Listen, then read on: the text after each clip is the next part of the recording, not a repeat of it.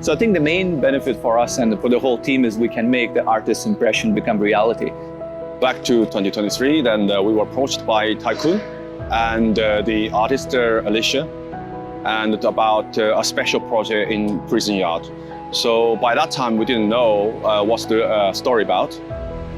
So when we first received the architectural renderings from the artist, we looked at the structural shape, which looks relatively ordinary. But when we looked into the materials that they want to use, it was actually becoming more clear that the more challenges are on the way. So we can see the glass sculpture, which is utilizing and glued together with the glue, and that was not done in the past before.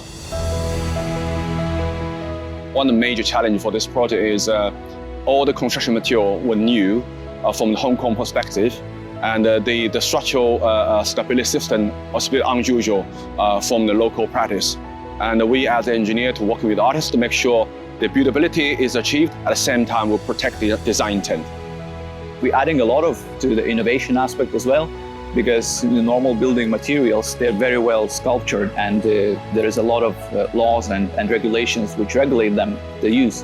But regarding the art, we can actually go and innovate and try something new that's not been done in the past. And we can hopefully integrate that into more projects in the future. The whole idea is to create something for echo, for allow people to think about history and what prison yard before, and to allow the people access the history in a modern way.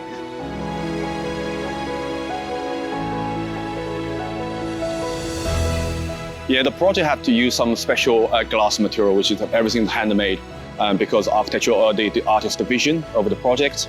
Because of that, and that nothing was pre-existed in Hong Kong BD system, which is new to the construction industry in here.